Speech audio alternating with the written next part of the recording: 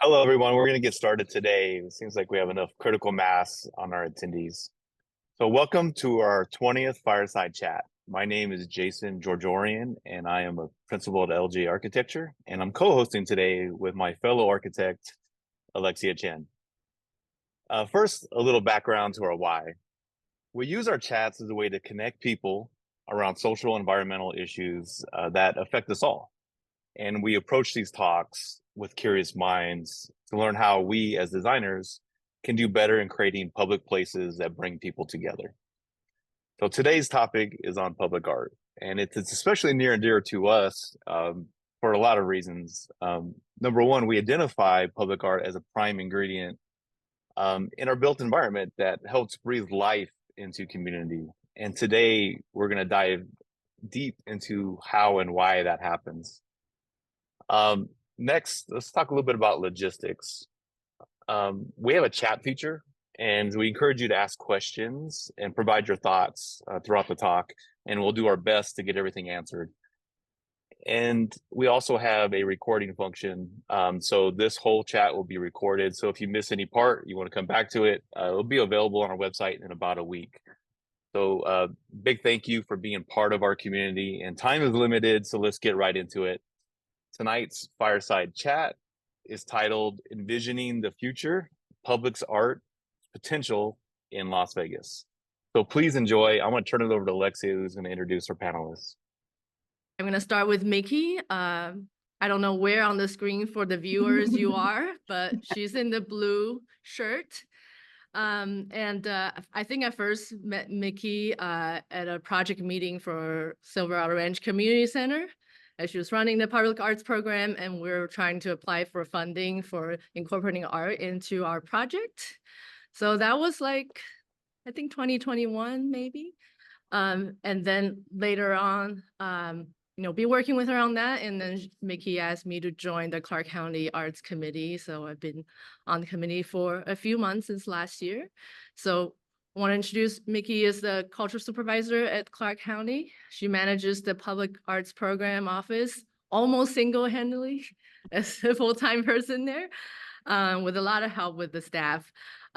Focus on creating large-scale public art in both rural and urban settings. She also leads programs such as providing training for the artists, education for youth, oversees galleries, and conservation of the Clark County collection. Mickey also served on the City of Las Vegas Arts Commission as chair in 21-22, and was also the project manager for the 1 October Memorial Committee. And then Michelle, I think I was first introduced to NCQ Fine Arts by another UNLV alumna. Years ago, I never really dig into it too much, and then finally had a chance to meet with you, I think at the talk at Beverly last year about fine art insurance, of all things. And then when I saw you guys again this year at the Art Summit that's hosted by the City of Las Vegas Parks and Recreation and Cultural Affairs Department, that's when the idea came around to we should get people together and have a conversation, because we're also working on the city civic center in downtown Las Vegas, which there are several pieces of public art that's being installed in the project. So a lot of talk was happening out in the world in social media. So we thought it would be a great time to get together and have a conversation about this. So that's kind of the why. My personal why is, I kind of grew up doing visual arts, mostly painting, until I got into studying as a set designer for performing arts, and then became an architect. So I always thought of myself as an art maker and appreciator, and it's kind of new for me to kind of cross to the other side, became on the curator side of things. So that is very new, as well as coordinating things with the public art processes. So I think that sparked a lot of curiosity on my personal just experience. So this is kind of why we're all here talking about public art. So welcome. Yeah, thank you. Yeah, thanks for having us. So we're gonna dive right in into our first question, just kind of as a primer for the audience who may or may not be, into art public art and that kind of thing. So I just want to put it out there for the two of you to tell us what is public art.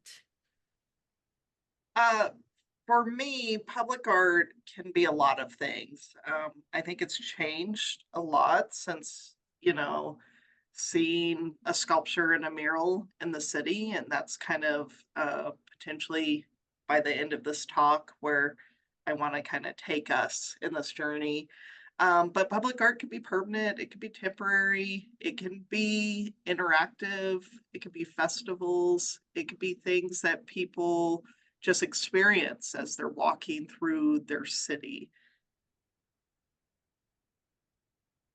Yeah, I would say say the same sort of definition, but I definitely come at it from a different angle. When I look at public art, it's art in public space that is accessible to the public, but is it under the public domain or is it under private domain? So I know we'll get more into that, but it's the differentiation of the private sector versus the public sector, and how public art is being incorporated into the public space on both those levels. So.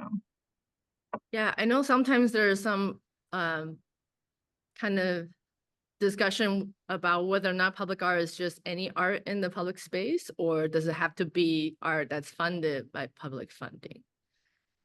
No. So yeah, looking at a definition on the American for the Arts website is simply stated that it's just public art in a public spaces. Yes. And that's the key. There's so many different funding sources. The funding can come from any place and anywhere. And I think then that's what kind of dictates what that public art is as well. When you look at, my entity, so Clark County, that is government funding. That's coming from hotel room taxes and ad valorem capital funding. And so it is what you hear of a percent for arts. But you also have nonprofits, right? And nonprofits can really push what that public art is, and tends to then be more politically driven, funding things like 7 Magic Mountains, right? So I think that one would have been maybe a challenge for Clark County to release that piece, but the nonprofit Nevada State Museum was able to secure and negotiate that land with BLM and start a lease that's continued for a while. But, yeah, and there were several entities that were involved with that, but yeah, it was Nevada Museum of Art. But most of that came from private funding. It was really just the land with BLM that was donated. We had a minor concessions from the county, but 90% of it was privately funded, if not more. So a lot of people, I know that with that piece, I was on the local advisory committee for that project, and a lot of people are like, oh, the public paid for this, and would be upset, but the public did not pay for that at all. So it was purely sort of a private endeavor by nonprofits. One from New York also, and one from Reno. So none from Las Vegas. Right. So go ahead. No, go ahead, Michelle. Oh, I was just going to say that we put together a slide for some, supporting imagery, but also to look at some of the art that we do have here in Las Vegas versus some of other examples from out of town, which I have to include the Cloud Gate, aka the bean that everybody and their mother know about if you ask them about public art. So I don't know if there's any story that about any of these pieces or artists you want to tell us about. I mean, I've always referenced the Millennium Park in a lot of my projects when I'm talking to corporations about what it can do for them, as a placeholder and the placemaking, identity for any sort of property, because that was so transformative for Chicago. That entire area, I know it sort of regenerated that entire area financially. And they have statistics that say how much the businesses sort of increased incrementally once that entire park, and that also included not only the Cloud Gate, but it had an area for the symphony. It has a Yaume Plenza piece, so there's quite a bit of art, and it's right next to the Art Institute of Chicago. So it really revitalized the heart of Chicago as an art center. And so I think it's just such a great example of how a public project can work with private artists. It wasn't, I don't believe that was an RFP. I think that was one where they put a committee together and they worked together and specifically selected the artist and did private funding for that piece. So it was another example of, I think, private and public coming together. Yep. And then the piggyback off of that, you could see, so Cloudgate, has drawn this tourism there. You could really see that wildness that happens with public art with Seven Magic Mountains. This is out in the middle of nowhere, essentially. And I don't think people realize like what was going to happen there, and you go out there, there's food trucks out there. There's a ton of people there all the time. And it just shows that people are traveling. They want to see these things. They want to go experience public art when they come into town. So I know that Nevada Museum of Art has been they track how many people they have sort of some way to track the attendance, and they've reported something like 1,000 people a day go see that piece.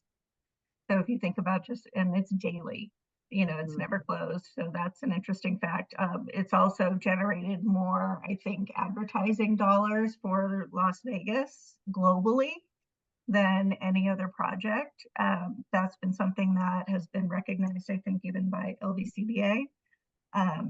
Tick Segerbloom was one of our contacts when we were doing this project, and he was, one of the persons that was like, well, I don't really know, it wasn't, he wasn't really he went along with it, but he was always a little hesitant about what this was going to be, which is why it only had I think we were only supposed to be open for 2 years, and it's now been extended for 20. But the minute it opened, Tick, I think I saw him at Starbucks. He was like, I just didn't get it, but now that I see it, it's the greatest thing, and I'm so hooked, and I think it's so great. It was just, most people just didn't really, oh, colored rocks, what, they didn't really know what it was, but what it does for the city, just the profile of the city, where it's like Vogue and so many other magazines have used it as the backdrop. So it becomes this sort of signature identity for the city, even though it's 15 minutes away. Yeah, I feel like I didn't ask the second question, but we were already answering it. So I was going to ask, why do we need public art? And I think we touch on the economic impact that public art can bring, as well as creating identity and culture for the community. So what else?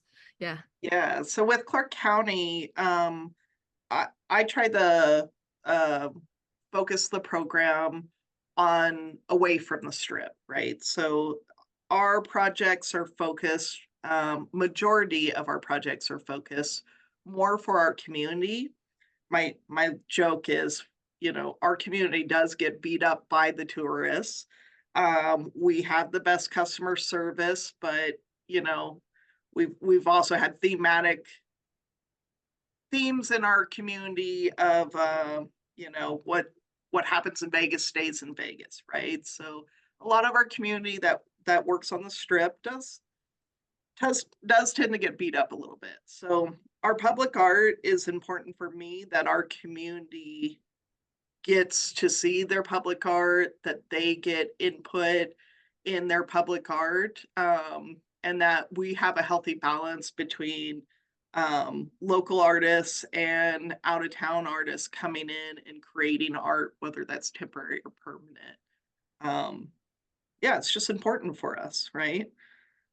So one of the things, I grew up here, growing up here in the 70s and 80s, there was no art to be seen in Las Vegas. I always joke that, the only thing we had was a fake statue of David at Caesars. And when I finally saw the real thing in Italy, I was like, oh, it's much bigger. So, so for me, we didn't really get into my background a little bit. I'm a private advisor, so I was the lead consultant on the city center project, which is now ARIA. And so when we were putting that together, it was really meant to be bringing a sort of public art program to this community. And it was definitely meant to be community driven, because just having, just the idea of knowing that we have, the works that we'll see later, but Nancy Rubens and Maya Lin and Klaus Oldenburg, and we had Henry Moore and, Isa Genskin and some of the most incredible, most important sort of contemporary artists of our time, finally here in Las Vegas for everyone to see for free. You didn't have to pay a fee. It wasn't within four walls. This is open to the public 24/7. And so for me, it was meant to serve the community. I mean, it is difficult as locals to go to the Strip. I think even more so now than it was before. But But for and that's me, and honestly, Michelle, I mean, the reality is we wouldn't experience those artists if you didn't bring those artists to City Center. And so we all have roles and places to be, and those are as significant as our community pieces through Clark County, 100%, because we wouldn't see those things, right? Yeah, and I think, it really truly was like the sort of emotional intent of that project. I know with Jim Murren behind it, we were all, and me growing up here, it's just everybody took it very personally that this was bringing fine art to the public space of Las Vegas and changing the direction of Las Vegas. And that was the hope for that whole project. I think it has succeeded, and I think it, has failed on different levels. So, of course, those are always, lessons learned when you go through these projects. But, and that's, again, I had tried to do a project, and I had started with Naomi Aaron and I, this is way back when we were going to do a public project and try to do public art. And we even did an LLC, but the fundraising for it on the local level was so difficult. And we were just like, forget it. We need the casino to pay for this. Hence, I started pitching, different properties, and City Center came about. So, having the power of the casinos behind it for the economic role is really critical. But so it does give us the opportunity to bring these great works here. So just because that money is few and far between. So 100%. Yeah, that is great. And I apologize. I realized in the middle of that last conversation, I missed a whole part I was going to introduce you, but I talked about how we met and just jumped right over that. But Michelle had 25 years of experience as an art consultant. She studied and worked in New York and many of the notable auction houses, but she decided to come back here and bring her expertise and knowledge to Las Vegas with a mission to, to want to serve our community and redefine the city's identity as a cultural arts hub. So I want to make sure that I say that, because I find that you kind of cover that, but I apologize. I missed that part. And City Center was actually, I had to write a paper on this overall hotel project and the property when in my first year of architecture school, because I think at that time it just opened. And I saw all of these amazing art and have no idea I will eventually meet the people responsible for bringing them here. So thank you very much. And I wanted to add my own answer to this question. I think as architects, we are always about the spaces that we design for people to experience. And I think arts in the public spaces definitely enhance that experience. I have another slide showing an alleyway that's improved by a piece of art and how it could not only just transform the overall space and, give a reason for people to come and activate that space. So I think you can all kind of look at this alley and imagine it without this, and how boring it would be. You would just walk by with, not feeling anything at all. But now you walk by, you will feel something. You will remember it. and it will change kind of how you think about, urban spaces. And another thing I want to bring up and to do a quick recommendation of a book that I've been reading called Your Brain on Art. It really talks about the neuroscience behind how people react to art and beauty. And it's funny, like I said, I grew up doing art, and I always had a question about what is beautiful? Why do people find things beautiful? I actually took a philosophy class on art, which didn't tell me a lot besides that it brings delight to us. But I think now that the neuroscience have kind of helped explain how your brain chemistry respond to these kind of very, and what they call a salient experience, which I think in layman's term are just impactful, memorable experience, and experiences that, generate some kind of emotional response in you. And in the last 10 years, it's been the trend in architecture to talk about biophilic design, which is designing to draw inspiration from natural environment as our brain reacts better with a more enriched environment that's like the nature. The layers of colors and texture that we find beautiful, it's better for our health and well-being instead of having, 4 walls that are white. And I think everybody experienced that during the pandemic, how the experience of built environment versus natural environment. What I find interesting is how this book is telling me that our appreciation to the arts are built off on that, but adding another layer of cultural experiences. So meaning making in terms of human artifacts. So arts is definitely part of that, and architecture very closely related to that. So I just want to throw it out there because I find it very interesting as I'm reading this book right now. Well, so I'm going to go in. Yeah, go ahead. I was going to say, I think the slide you were just showing with the sort of corridor it kind of leads into that sort of next topic that we want to talk about is it art or is it fabrication? Because I think that's something that, from my perspective, I really try to focus on this being sort of a museum quality work that is artist driven, not not necessarily architecturally driven, even though we do want to work with artists to do architectural integration. But how to what's that line between, there's a fine line between the two, and really making sure that the definition is clear, because I think there's always a misperception of that. Well, if it's in the public space, it's art. Well, I guess you don't really want to necessarily say everything is art. And I think art should be really select. There's design, and there's great design, and there's great architecture, but not everything is art. So I think there's always the definitions are blurred in many ways. So right. So let's get into it. Yeah, I think that's a very good subject. So we were going to talk about,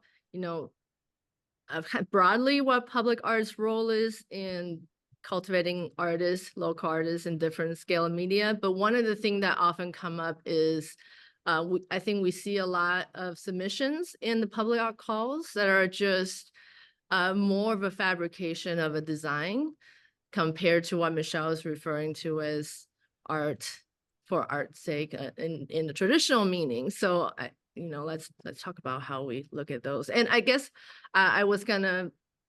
I think the viewers may have already realized we're talking mostly about 3-dimensional sculptural art is kind of what we're focusing on. I think as opposed to mural art, which is a much more accessible kind of media for either anyone to commission and find qualified artists for that. Sculptural art seems to always be that, more challenging areas, and as Mickey and Michelle can tell you, what they have to do to go and find these pieces.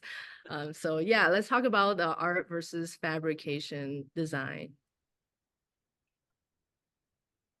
Well, I mean, the one thing that I can speak to is that I've worked on the in San Francisco and through their Percent for Arts program. And what I found really exceptional about their program is that they really define what art is acceptable into the Percent for Arts program, and that it can't be, sort of an architectural design. It can't be done, sort of as a not necessarily not collaborative project, but it really has to be identifiable as sort of a signature, piece by an artist that's of wide recognition, of global recognition, has, exhibition history, has a museum, collection or a museum collection. So there's really a strong definition about, what type of artist is acceptable.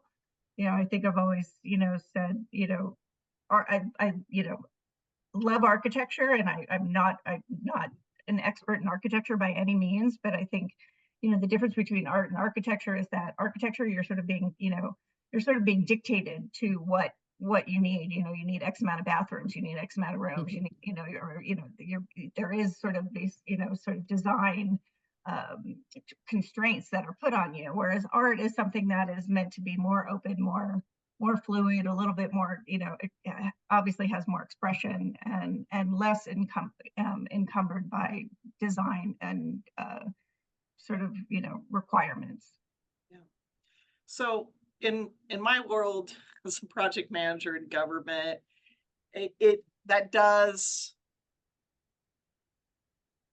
there is this movement that happens, because then we also have to talk a lot about safety and functionality. And so with our government projects, I think we lean towards to that architecture a bit more. I think that with public art these days, things are evolving. I actually work with a lot more architects that kind of left the architect world to become public artists, and are pushing towards that, what Michelle's definition is of art, for sure. I do agree, though. We do have an ordinance here in town.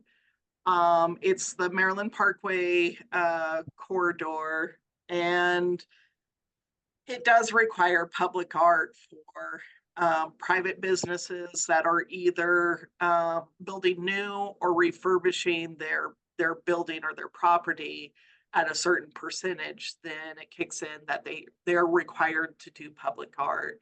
And so it is something where we've tried to write in terms to explain what public art is, and try to avoid that situation where the owner just tells the architect, well, you just make it, and it's also, sometimes it's not fair to the architect of telling them that they need to create this public art piece additionally to everything else that they're doing. That's why in San Francisco it has to be approved, like it goes through a Yeah. committee. You have to do a whole package and a presentation on the artist. And I mean, Yes. I've presented Kusama, so it wasn't a problem. But yeah, it's but I think that's where. But then you look at other artists too, like Jorge Pardo, who creates these great lamp installations. So here is a functional object, but is also an art installation, because he generally, if you have him doing a project, he's also thinking about maybe the walls or the floors and things like that. He's done tile design. So there are artists that are fully sort of immersive within the architectural realm that I think are really great. And yet he also has incredible paintings and sculpture, and so he is considered a fine artist, but he's very adaptable within that public space and within that sort of architectural space. So that's where I think there's opportunities to work with artists that have such a great knowledge of how to incorporate into a public space, that it's, and not making it just the plop art that we're also used to, like just sticking a sculpture somewhere and that's all we got. And, that's the boring part about it. And then that's where you get what I always do, quote unquote public art. It's like, oh, that's public art. It's some abstraction that means nothing and is just kind of horrible. And I don't want to see it. And just has no meaning, has no contextual value, has no longevity in terms of art historical importance. So, those are the things that it's like trying to avoid that as much as possible. And I think for me to get Las Vegas sort of past that hump would be, a great goal, just in general, because I think we see too much of it here. So. And I do think that's the challenge right now. for the government agencies, is for our local artists, we need to uplift them, right? We need some more push on sculptural fabrication within our university system. We need opportunities for our local artists to be able to fabricate. So, I just came back from Nevada Arts Council's conference up in Reno, and we got to tour their maker space up there, the Generator. And the Generator is a nonprofit, basically a warehouse set up where people can rent space affordably, and more importantly, have access to all the major tools they need to create these large scale public art pieces. And so I think what we're seeing in our community is, while we have a lot of talented artists, the accessibility to make sculptures and really push what we're talking about in the realm of advancing public art, they need those opportunities that we just don't have right now. So this slide that we put together is kind of some more unusual approaches. On the left side, one may argue that may or may not be art, but it's an interactive experience with, a functional seesaw piece with lighting in it, which is probably designed by some kind of architecture or landscape architecture firm. In the center is a temporary exhibit of a projection onto leaves in a park. And I saw this in person in Seattle last year. As they project images of Native people of Seattle, and we actually met the people that were photographed or videotaped for this exhibit at the opening. And on the right-hand side is, I guess could be called a kinetic sculptural using actual water from the river there. So just outside the box, other opportunities. Hopefully more artists in town are start thinking about this. I think there's what Mickey was saying just now before this, as the slide came up, is there's a lot of conversation on social media about why we're not choosing local artists for some of these bigger public art call that has larger funding for the project. But I think being on the evaluation panel side, you will see that most of the submissions are not local, and for if you're looking at qualified project experience in the same skill, it's very difficult to find those local artists. So I think that's why we had this question of what can we do as a community to help lift the artists up and provide them with the resources and whatever that is going to help them. I don't know if, and I didn't go through a fine art education. I don't know if there's anything that we do in the arts education about public art. I know, two-dimensional media is easily accessible. When you get into more conceptual and three-dimensional stuff, then it's more challenging just in general. So I don't know if you guys have any thoughts on that. Well, a lot of that, goes back to funding, because obviously sculpture, any sort of fabrication is expensive. So, what we don't have is a gallery system that's supporting these artists that would then be able to help support the projects. Whereas, like the Ugo Rondinone project was also partially funded by his gallery.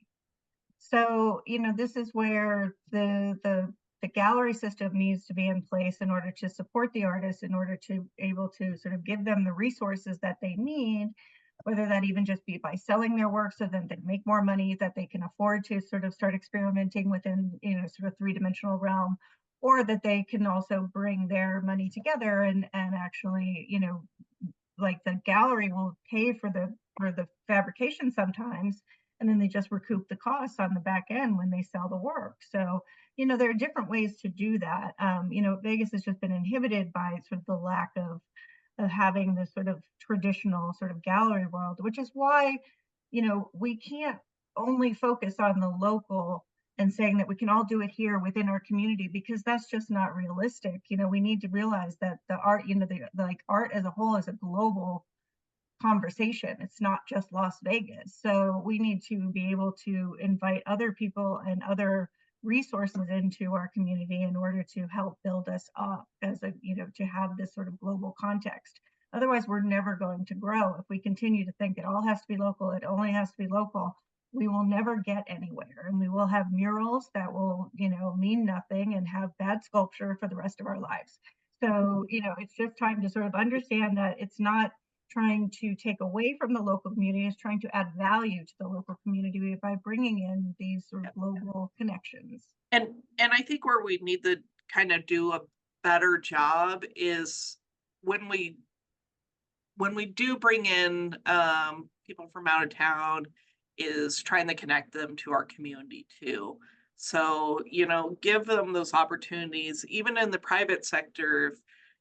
If we know that there is a artist coming in that is just a phenomenal national known artist, we probably need to be better as a community, that those people that know let everyone else know, right?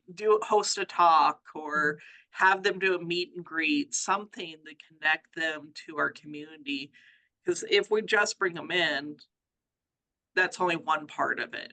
But having that connection would be another. I know the other one too, and it's something I need to work on and try to figure out logistically, and as architects, you all understand contracts and that whole intricacy there. But I know that other cities have written into their contracts that the artist has to maybe allow some of the local artists to work with them, help fabricate or do something within the project. And so that is something that I need to kind of look more into and advocate more through my purchasing agent, my DA, to get them to accept that, that's okay to ask for those things. Yeah, I was thinking about this, and it seems like I'm going to call it the trifecta of being a good public artist in the sculptural realm is not only do you have to have good conceptualizing ability to create art, you also have to have, good fabrication and quality control ability. Then you also have to project manage. And I think all of this sounds like architecture, which is probably why that happens a lot. And I have known so many architects and landscape architects who also do public art. Is kind of the result of having to go through the process is very similar to the architectural work. Well, it's also what I do. I mean, that was my role within City Center. Okay, well, we worked with the artists, we gave them spaces, they came back to us with their ideas, then I was the sort of liaison between the project and the artist, and was able to sort of decode between the two. Well, we had height restrictions, we have, the Peter Wegner that's at in the gosh, I just forgot the name of the building. But it's all made of paper. Now we obviously have a very high fire code that you cannot have paper. So we had to problem solve, and we had to work with the artist, and we had to build a fireproofing behind that piece. So these are all things that as when I come on as a project manager, I'm basically a project manager. But I'm just specific to the art, because I can kind of, do the nuances between the two. It's like speaking two different languages, Right. But it's, and there's not to say that the artist can't meet those requirements, the ADA requirements and things like that. But then that comes into railings, and then we work with risk, and we work with all these things. So there's so many things that come together. So as an advisor, that is what I do, is that I hope to sort of problem solve those things before we get there too. And I want to support people like Michelle throughout these processes. I think that our artists also need to understand that they should be artists first, and kind of let the project managing go to someone like Michelle to manage it. I think that and we have a couple other groups in town, and I'd love to see more develop here, because I want to see our artists focus on art, and they spend so much time and And if they don't have the experience trying to project manage, and it's a whole nother degree, right? It is what all the architects are shaking their head yes to. We So, also don't want to do that. correct. Secretly. Yes, but you know, it is one of those things that I think we also can help our local artists by trying to give opportunities maybe for curator calls, for project managers that bring on an artist. So there are some creative ways that our government agencies can resolve some of the difficulties we're having right now with project managing. Well, Mickey, that was a question that was just asked by the audience. So how do we can support emerging artists? So you started to answer that. Yeah. So it sounds like we also need to understand, how do we support the managers, the curators of public artists and public art? So we got it. I just started working with the city, so I am working on your civic center project that LGA is building. So I actually applied for the larger piece and I got rejected. So thank you. But there was a disconnect between what I was doing and probably the process, because I was, saying, well, listen, I need to kind of get in there and talk to you, and then I go and find the artist, versus I have these pieces for you and this is how it would look. So I do it in a more organic way. But ultimately, so now I'm working on a smaller project, which we are leaning towards local artists, but at the same time I brought them 5 artists. And they're like, well, which one is your favorite? I said, honestly, my job is to bring you 5 great pieces of art. And any one you pick is going to work, because I have now weeded through what doesn't work, what isn't within budget, what isn't going to work in the from material perspective and in the public space, and, all the different sort of requirements that I know need to be reached, so it's like, that's my job, is to get, to weed out sort of the decision making, so that all you have to do is make a choice between 3 to 5 great options and you can't go wrong. So ultimately, I can narrow it down for you, rather than the I can't imagine how many things you had to look at for the presentation. And I myself presented 10 different artists. I had so many different artists in there. I had Jeffrey Gibson, who's at the Venice Biennale. I had one of his pieces in there. So I was showing some really great creative work. But I think, we get a little too I think it got a little too hung up on the local end. And then also, I think ultimately you didn't even pick local, you went more architectural. So, so I think it's a slippery slope when you have decision makers that, listen, you don't know what you don't know. And that's always the problem. And, people don't understand that, yes, I'm opinionated, but because I've been doing this for 35 years, and this is, I spend my life doing this, so my job is to give you, an educated approach as to why this is going to be, much better choice than something else. And again, we are working with 2 locals. There are, one's looking at a fabricator in LA. The other one, there is a fabricator here in Las Vegas that wants to start getting into this process. So there's hope for it, but there haven't been as many opportunities. So it's not, fiscally, profitable for them yet. But there are certain fabricators around the country. I'm working with a fabricator on a project in San Francisco that's in the Netherlands, and we have to ship the piece on a boat, so it's like there's ways to do this. But this isn't meant to be a self-promotion, but it's just like why the government structure and then the private structures have a hard time clashing and getting together. So I'm hopeful with the small piece that we're doing at Civic Center, that we'll be able to bring something great to the space. Now you're directly speaking to our next question, so this is great. So this is the question from our audience: if my nonprofit was interested in bringing in local sculptural artists, who should I contact and where do I start?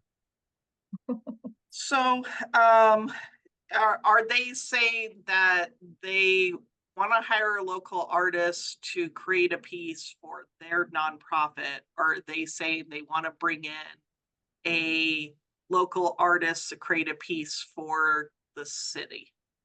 Maybe we can talk to both. If you are a nonprofit and you want to take advantage of a public art opportunity, Yeah. what's the path there? Or if you want to contribute, I'm assuming it's a nonprofit, so I'm not Yeah. sure. I think that's what they had said, nonprofit, right? Right. Yeah, yes. So the first one is if a nonprofit wants to just find a sculptural artist, there's two routes. One is City of Las Vegas did do an artist registry call for sculptural artists, and they are within the next couple weeks going to release that list. So that's a huge step in our community right there. The second one is that if you were looking for an artist, but you didn't know the avenue on how to let the arts community know that you're doing this call or that you have that interest, then Clark County is always happy to share your message on social media or through our monthly newsletter. As long as you're not charging an artist for an application, then we'd love to help you get the word out, right? The next one is I guess if you wanted as a nonprofit to bring in an artist to give it to the city of Las Vegas does have a donation program, and so you could reach out to them. Clark County doesn't have a donation policy right now.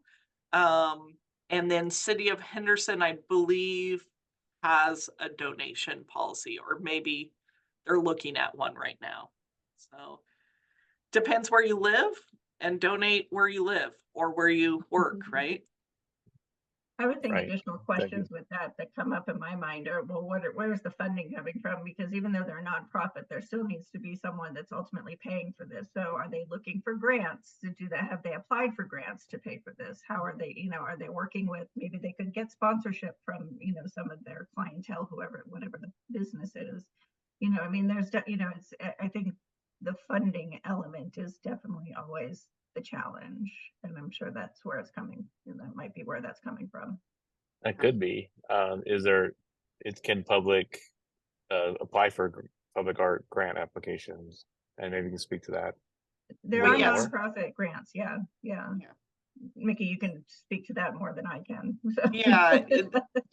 Anyone can apply for our open calls, but again, what Michelle had talked about, they do need to show a resume. They need to show that they're an artist and that they're part of an artist community. They're showing, they're creating, they're producing, all those things.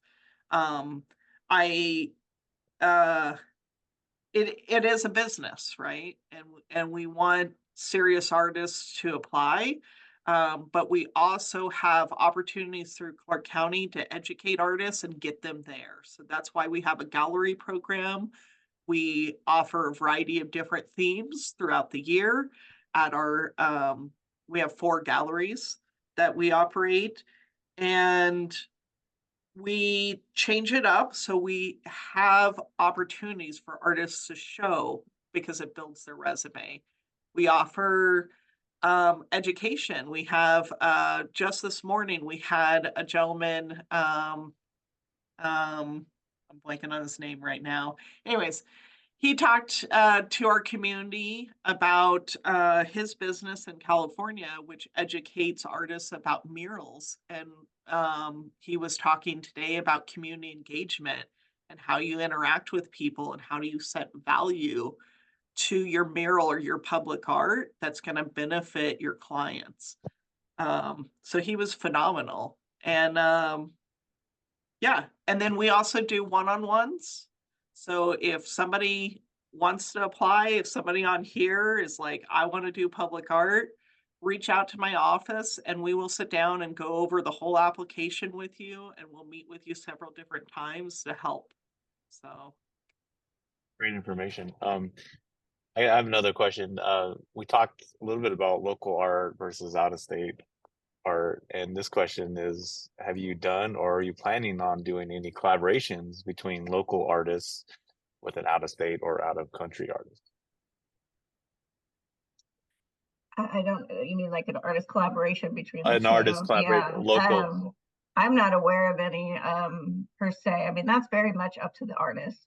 And I would never dictate that. I don't think that's also something that a global or international artist would sort of, agree to as a stipulation unless it was something they came to the table with. So that, again, that's like dictating too much on the art side of what, I mean, Yeah. I think that just crosses a line that shouldn't be crossed, unfortunately. So, and Well, then, yeah, go ahead. and then with Clark County, again, I haven't gotten there, but we do need some opportunities to collaborate in some way between local artists and the outside artists. So, again, those meet and greets, those types of things are significant. We do have we have a local artist right now that is she has been sending out to everyone she knows a GoFundMe because she's working with artists from all over the world to bring in a piece for Burning Man. And so they're raising money right now. So, I mean, those opportunities happen.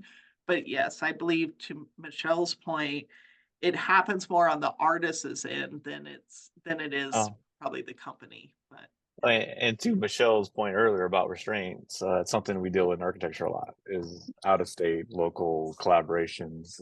It's kind of a something to you can see the challenges of local entities going out of state for when there's architects here. I'm sure some of that comes up a lot on the artists and art side.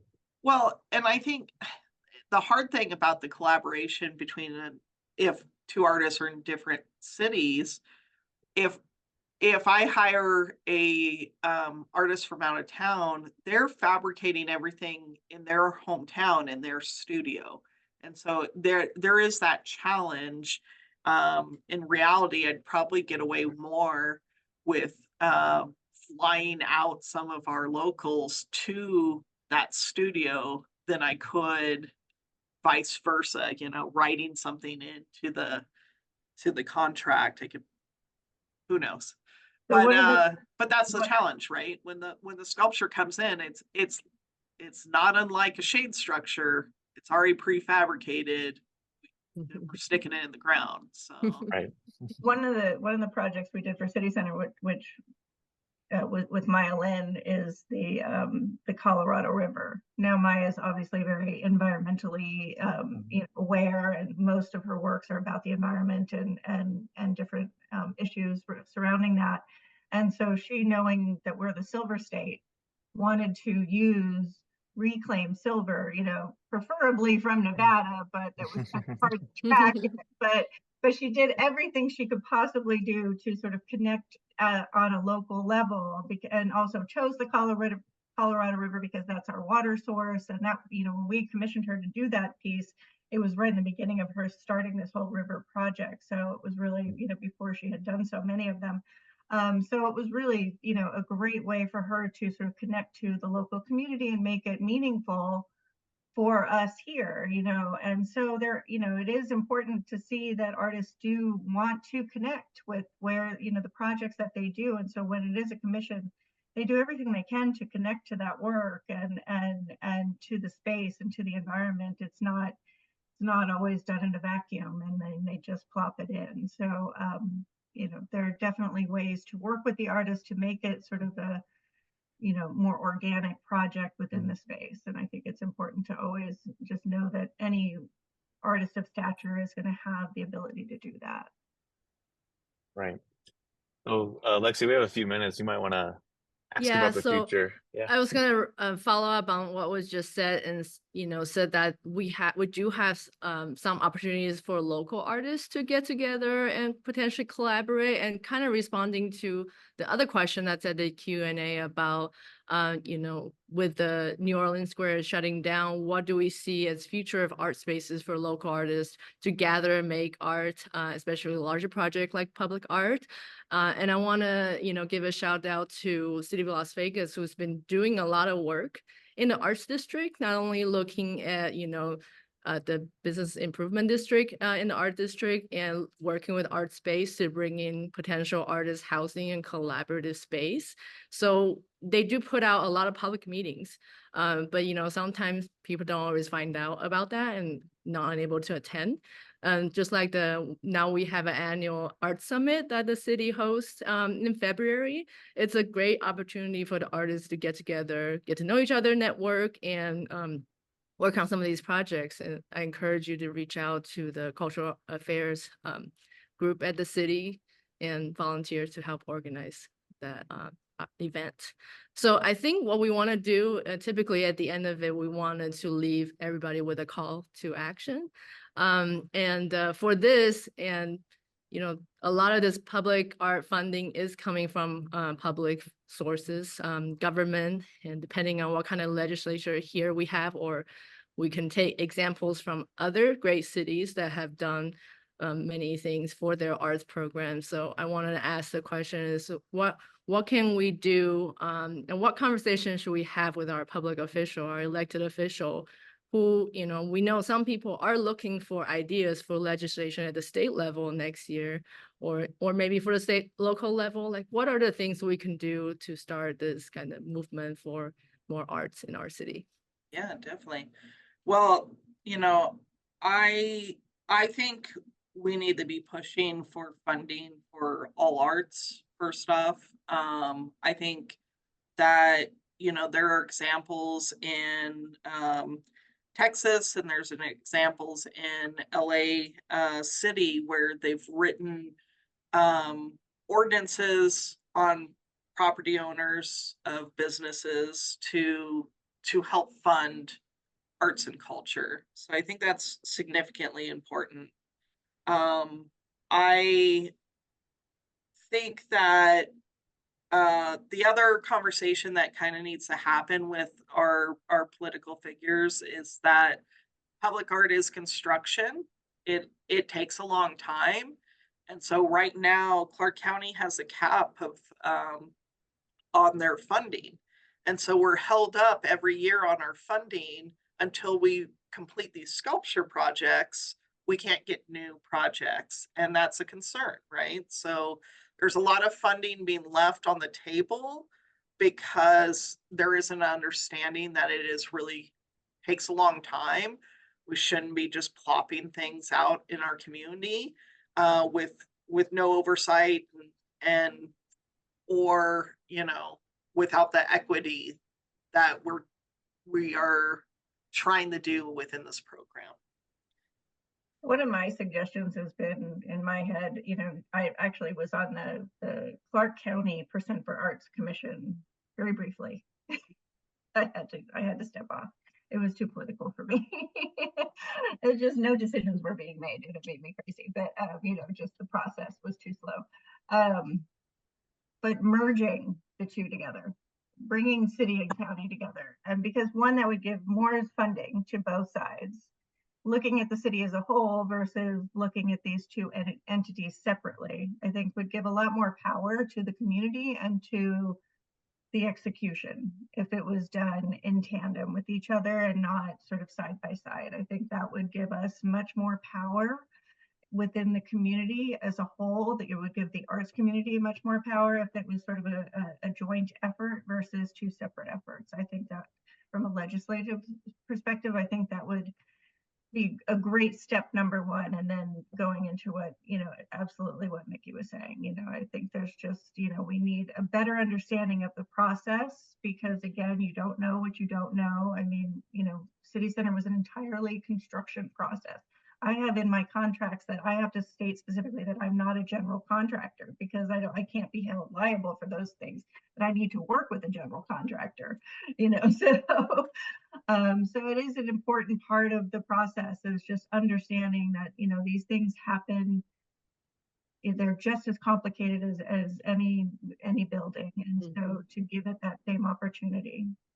And then one random one I want to say is our permitting process. I'm still permitting under new buildings, so that is definitely one that I plan to advocate for. I got 15 years left. in the county, and I love my permitting department, but I want to see that change, right? So some of the regulations around public art needs to change so we have a better understanding. Mhm. So we're fighting the same battles, is what I hear from you, Nikki. Money, aesthetics. All right, Lexi, you want to close this Right. up? Yeah, I don't think we have any more questions. Mhm. I think, you know, I think it was part of another question, and one of our main topic is just kind of leave us with hoping for a better vision for future art in Las Vegas. I don't know if you guys have any last words on a vision for Las Vegas public art. I want to think more global. Well, we are a global city, you know, we are, you can go to the Great Wall of China and somebody knows where Las Vegas is, and we need to identify ourselves at that level. And I think, you know, sometimes I think we think too small, and we need to think bigger. And for me, you know, I want to push what that public art is, and I really want to start pushing into performing arts. I want you all to show up at parks on holidays, like tomorrow's Juneteenth, and see performances happening. I want to see public art. I want to see these certain things happening in our community.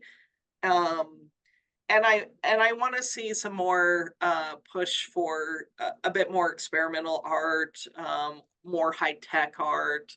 I'd love to see those things. They're out there and they're in our world. I'm not seeing it in Clark County, and so I think that comes back to the accessibility, and we got to bring more high tech toys to our community so that our artists start thinking about those things. You have to point out the sphere, though. You can't. True. The spear is here. This is true. Kind of a big one that we just got. So yeah. I like to see more art there. Yes, I went to so I was at Coda Works this fall, and it was hilarious. Every public artist that I talked to, or project manager that I talked to, they said, "Oh, where you're from?" And I said, "Vegas." And they go, "The Spear." And I go, "Okay." It is cool. I'm stoked to see that they are allowing collaborations to happen, and they're having, you know, global artists come in. They're having students come in. Cheers to them. And I hope we all get to connect with them too, right? That's great. I'm gonna be going to the Coda Art later this year. I'm excited to learn more about things in this space. Thank you so much for being here. I think we can continue to talk about this for 2 more hours. So I think we may be doing a follow-up conversation, potentially in person later in the fall when the weather is better. So we'll continue to plan on that, and this way we can invite more artists to come together and be in the same space and kind of interact and continue this conversation. So thank you all so much for joining us. No, thank you very much. Thanks for having us. Thank you all.